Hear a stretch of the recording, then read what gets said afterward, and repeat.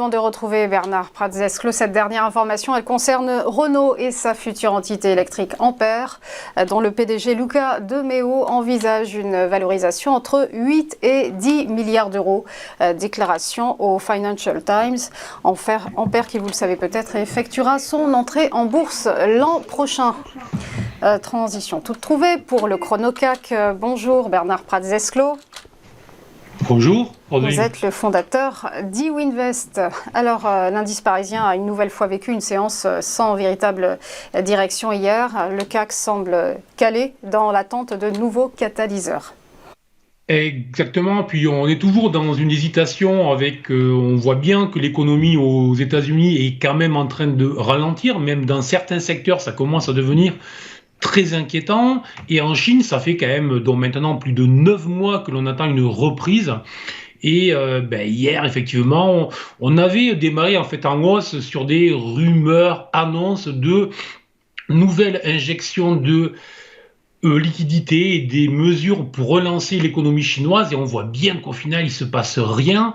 Hier, nous en parlions avec les valeurs du luxe sur cette antenne et donc logiquement au bout d'un moment les investisseurs se lassent, les investisseurs doutent.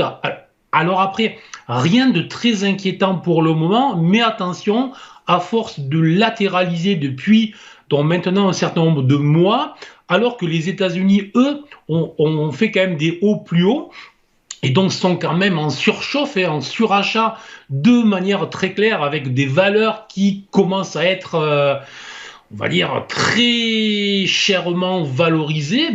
Peut-être qu'à un moment, les investisseurs vont avoir du doute. Et là, tout simplement, le CAC est revenu bloquer, s'appuyer sur la zone des 7400 points il y a 5 séances.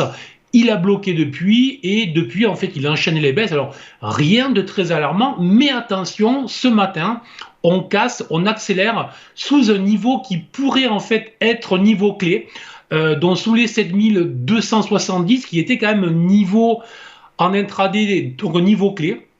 Et si jamais ce niveau des 7270 n'était pas revu dans la journée, à ce moment-là, ça pourrait effectivement renvoyer assez rapidement, potentiellement, le CAC sur les 7100, 7083 et les 7052 qui est le dernier niveau support. Et sous ce niveau, effectivement, là, les choses pourraient devenir beaucoup plus sérieuses. Donc, on reste dans un range, on continue à être dans cette inquiétude larvée sur le fait que l'économie américaine ralentit, sur le fait que l'économie chinoise ne se relance pas, sur le fait que l'Europe reste engluée dans toutes ces problématiques, et les indices doutent. Donc, prudent sur la journée sous les 7270, j'insiste bien.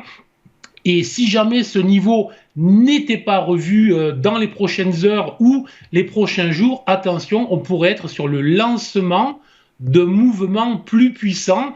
Et l'on voit bien, on voit bien que ce matin, on a eu des indicateurs en Chine qui étaient inférieurs à ceux que l'on attendait. On en attend ce jour, donc en fait en Europe. Donc vraiment surveiller, on est sur une journée qui pourrait être une journée clé. D'autant plus, ne l'oublions pas, que le mois de septembre ne commence véritablement que ce jour. Donc, les warnings sont clairs. Est-ce que les acheteurs vont se présenter ce matin ou pas? C'est vraiment ce qu'il faut surveiller. On surveillera donc cette zone de 7270 points. Merci beaucoup Bernard Pratzesclo pour votre analyse et belle journée à vous. On va marquer une nouvelle pause et on va se retrouver juste après avec Mathieu Driol pour les Market Movers. À tout de suite.